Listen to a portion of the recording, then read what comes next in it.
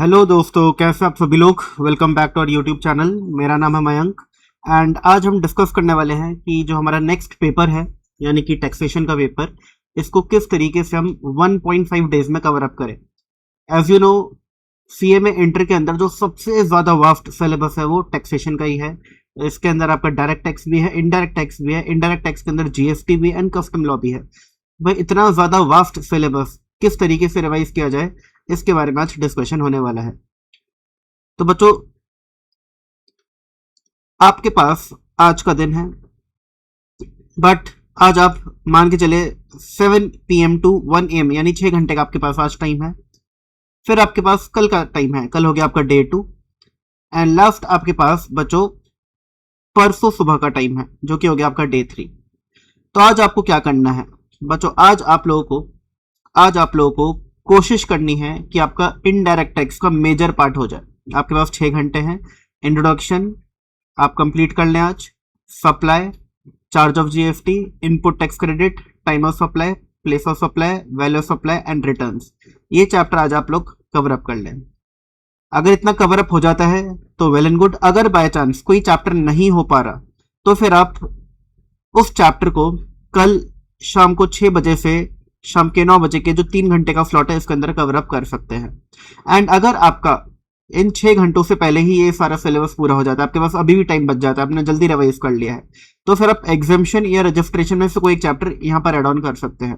आपके पास ये फ्लेक्सिबिलिटी है, बट आज का टाइम आपको देना जीएसटी को ही है। फिर आ जाते हैं हम डे 2 पर। डे 2 में आप देख सकते हैं कि हमारे पास डायरेक्ट टैक्स के लिए पूरा दिन है ऑलमोस्ट। एंड हम लोग शाम के वक्त थोड़ा इनडायरेक्ट टैक्स पढ़ेंगे, तो इसलिए मैंने ऑलमोस्ट बोला है। तो सुबह 7:30 बजे से 10:30 बजे तक ये 3 घंटे का टाइम है, ये प्राइम टाइम है, एकदम फ्रेश माइंड होता है। तो हम कोशिश करेंगे कि हम जो इंपॉर्टेंट और थोड़े मुश्किल चैप्टर्स हैं इनको कवर अप कर ले, यानी कि कैपिटल गेन्स एंड पीजीबीपी। और इसके बाद फिर 11 बजे से 2 बजे का टाइम स्लॉट होगा आपके पास, 3 घंटे का टाइम स्लॉट। मैंने 3-3 घंटे के टाइम स्लॉट्स बनाए हैं, आपको ब्रेक भी लेना है बीच में आधे घंटे का, और फिर 3 घंटे पढ़ना है। अगर आप एक ही स्ट्रेच में बहुत लंबा पढ़ेंगे तो उससे एफिशिएंसी पे बहुत फर्क पड़ता है। एंड अगर आपके पास ये आधा घंटा है तो आप इसमें अपना कुछ हल्का फुल्का कुछ खा पी सकते हैं, हल्का सा 10-15 मिनट लेट करके, आंख बंद करके लेट सकते हैं, एक पावर नैप ले सकते हैं, उससे भी काफी आराम मिल जाता है। फिर आपके पास 11 AM टू 2 PM का टाइम है, इसमें आप सैलरी करेंगे, income from house property chapter करेंगे, income from other sources chapter करेंगे। हम लोगों ने पिछली वीडियो में डिस्कस किया था कि किस तरीके से आपका पेपर पैटर्न रहता है। पिछले कुछ अटेम्प्ट में, पिछले 4 अटेम्प्ट में आपका सीएमए का इंटर का पेपर पैटर्न क्या रहा है। तो उसमें आपने देखा था कि हर अटेम्प्ट में रेजिडेंशियल स्टेटस का क्वेश्चन आया है, हर अटेम्प्ट में सैलरी का क्वेश्चन आया है, इनकम फ्रॉम हाउस प्रॉपर्टी का क्वेश्चन आया है, इनकम फ्रॉम अदर सोर्स का क्वेश्चन आया है, और हर एक क्वेश्चन 7 मार्क्स ईच का आया है। तो ये चैप्टर से क्वेश्चन आता ही आता है, हमको अच्छे से पता है, तो इसलिए चैप्टर्स करने ही करने हैं। ठीक है ना। 5 हेड ऑफ इनकम हो गए, आपका रेजिडेंशियल स्टेटस हो गया, रेजिडेंशियल स्टेटस हो गया एंड डिडक्शंस हो गया, प्लस अदर डीटी चैप्टर्स हो गए। अब ये जो अदर डीटी चैप्टर्स हैं इनके अंदर आपको डिडक्शन तो करना ही करना है। ठीक है ना, ये चैप्टर तो करना ही करना है। बाकी आप लोगों ने क्योंकि पेपर पैटर्न लास्ट वीडियो देखा होगा, नहीं देखा तो देख लेना। आपको पता है कि बाकी चैप्टर्स जो हो गए, जैसे क्लबिंग ऑफ इनकम हो गया, set of and carry forward of losses हो गया, टीडीएस हो गया, तो इन चैप्टर्स से क्वेश्चंस, एक क्वेश्चन आता है जिसके अंदर आपके टोटल इनकम और टैक्स कैलकुलेशन का पार्ट आता है, उसी के अंदर आपके ये सारे चैप्टर्स इंक्लूड हो जाते हैं। अगर आप बाकी के चैप्टर्स छोड़ देते हैं, बाय चांस छोड़ देते हैं, तो आप वो एक क्वेश्चन नहीं अटेम्प्ट कर पाएंगे। आप एक बार लास्ट वीडियो देखना जो हमने अपलोड किया है, उसके अंदर मैंने पूरी चीज बताई है आपको।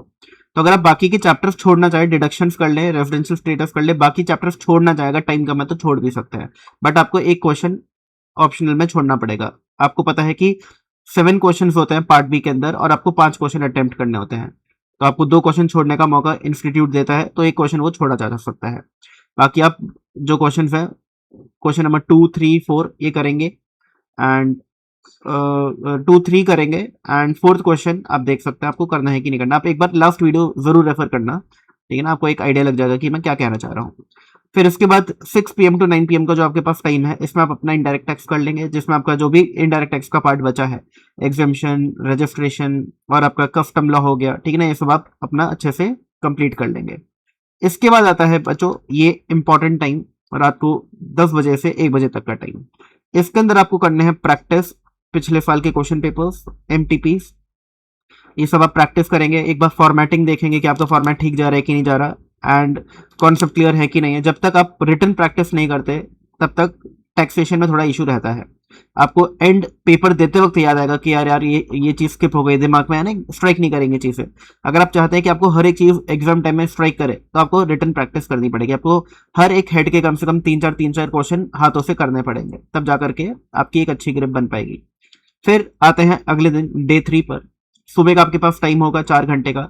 इस टाइम के अंदर आप अपने जितने भी आपने नोट्स वगैरह बनाए हुए हैं उनको एक बार उनको समराइज कर लो, एक बार देख लो, गो थ्रू कर लो। जितने भी टैक्स रेट्स होते हैं ओल्ड रिजीम न्यू रिजीम के, जितना भी आपका टैक्स रेट्स वगैरह है और मार्जिनल रिलीफ का जो कॉन्सेप्ट है, ये सारी छोटी छोटी चीज़ें आप लोग देख सकते हो। फॉर्मेटिंग वगैरह कैसे रखनी है, इन सब चीज़ों को आप देख सकते हो। अब कुछ प्रो टिप्स आते हैं फॉर द एग्जाम डे।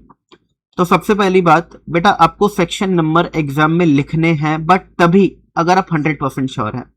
और अगर आपको श्योरिटी नहीं है तो फिर आप सिंपली क्या लिखेंगे, as per the relevant income tax provision या जीएसटी प्रोविजन। ठीक है ना। अगर आपने सेक्शन गलत लिखा तो बेटा उसके मार्क्स कट जाएंगे, इसलिए आपको सेक्शन लिखना है तभी अगर आप 100% श्योर है, वरना आप ये लैंग्वेज लिख करके अपना आगे आंसर कंटिन्यू कर सकते हैं। दूसरा, आपको वर्किंग नोट्स बनाने हैं। ठीक है ना। कई बार होता है कि हमारा फाइनल आंसर ठीक नहीं आया, तो एग्जामिनर जो है आपको लॉजिक के बेसिस पर मार्क्स दे देता है। तो आप अगर आपने वर्किंग ठीक करी है, आपने स्टेप बाय स्टेप हर एक चीज़ ठीक करी है, एंड में कुछ गलती कर दी है या फिर स्टार्टिंग में कुछ गलती कर दी बट बाकी की वर्किंग्स ठीक है, तो उसके बेसिस पर आपको मार्क्स मिल जाएंगे। अगला, आपको बेटा क्वेश्चन के अंदर बहुत ध्यान से देखना है ओल्ड वर्सेस न्यू रिजीम का, कि क्वेश्चन क्या कह रहा है, कि एसएससी जो है वो शिफ्ट आउट करना चाहता है कि नहीं करना चाहता from the default tax regime under section 115 BSc. अगर वो शिफ्ट आउट करना चाहता है तो फिर आप ओल्ड रिजीम ऑप्ट करेंगे, बट अगर ऐसा क्वेश्चन में कुछ नहीं लिखा तो आप न्यू रिजीम ऑप्ट करेंगे। ठीक है ना। आपको याद रखना है डिफॉल्ट टैक्स रिजीम आपकी न्यू रिजीम है और ऑप्शनल टैक्स रिजीम आपकी ओल्ड रिजीम है। तो क्वेश्चन के अंदर आपको ध्यान से देखना है कि ओल्ड टैक्स रिजीम या न्यू टैक्स रिजीम किसका क्वेश्चन है, और अकॉर्डिंगली अगर न्यू टैक्स रिजीम का क्वेश्चन है तो बेटा आपको डिडक्शंस वगैरह पर ध्यान देना है। आपको पता है कि सिर्फ 3 डिडक्शंस मिलती हैं अगर न्यू रिजीम ऑप्ट करी हो, और ओल्ड रिजीम में तो सारी डिडक्शंस मिलती हैं। तो डिडक्शंस वगैरह आपको ध्यान देना है। सैलरी के अंदर एग्जाम्पशंस का आपको ध्यान देना है। आपने देखा था एग्जाम्पशंस जो है ओल्ड रिजीम न्यू रिजीम में काफी फर्क पड़ जाता है, तो इन चीजों का आपको ध्यान देना है क्वेश्चन के अंदर। आपको बेटा अपना टाइम अच्छे से मैनेज करना है। आपको एक डिफिकल्ट क्वेश्चन में यानी कि पूरा टाइम लगा दिया, यानी कभी कभी एक डिफिकल्ट क्वेश्चन आता है उसके चक्कर में आप अपना सारा टाइम उसमें बर्बाद कर देते हैं, इससे बाकी का पेपर छूट जाता है, जो आता हुआ पेपर वो छूट जाता है। तो इसी वजह से मैं हमेशा रिकमेंड करता हूँ कि जो स्टार्टिंग का 15 मिनट का रीडिंग टाइम होता है, इस टाइम को आप यूटिलाइज करो क्वेश्चन प्लान करने में, कि मुझे पहले कौन सा क्वेश्चन करना है, बाद में कौन सा क्वेश्चन करना है। जो क्वेश्चन अच्छे से आता है उनको पहले करो, एक अच्छा इंप्रेशन क्रिएट करेंगे कि हाँ जी बच्चे को आता है। ठीक है। तो इस चीज को, इस 15 मिनट को अच्छे से यूटिलाइज करना है। और आप कुछ भी चीज ब्लैंक मत छोड़ो। अगर आपको कुछ नहीं भी आता तो एटलीस्ट, मतलब अगर क्वेश्चन का आपको पूरा आइडिया नहीं है बट हल्का फुल्का भी आइडिया है, हल्का फुल्का भी आइडिया है, तो कुछ तो करके आ जाओ। कम से कम 1 नंबर 2 नंबर इंस्टीट्यूट जो है आपको दे देगा। तो never leave anything blank even if you aren't sure of the final computation. Write the relevant formats and write down what you know to grab partial marks. तो हल्का फुल्का जो भी आता है अबाउट दैट टॉपिक, कुछ भी आता है, टाइम बचा है लिख दो। अच्छा, ऐसे क्वेश्चंस को बाद में करना, स्टार्टिंग में मत करना। स्टार्टिंग में जो क्वेश्चंस अच्छे से आते हैं उन्हीं को अटेम्प्ट आप लोगों को करना है। तो एंड में बच्चों यही बोलना चाहूंगा कि डरने की कोई जरूरत नहीं है बेटा, डर से कुछ नहीं होता। ठीक है ना। डर से कुछ पॉजिटिव इंपैक्ट आ रहा हो लाइफ में तो डरने सही भी है। तो डर को साइड रखो। टेंशन लेने से मार्क्स नहीं बढ़ेंगे, बट काम रहने से जरूर हेल्प मिलेगी, जरूर हेल्प मिलेगी। तो इसी के साथ वीडियो का एंड करते हैं हम लोग। मिलते हैं जल्दी ही एग्जाम्स के बाद, एंड आई होप आप लोग अच्छे से एग्जाम्स करके आएंगे। कोई भी इशू हो आप मुझे व्हाट्सएप कर सकते हैं या कॉल कर सकते हैं। और आज के लिए इतना ही। Bye bye and take care दोस्तों।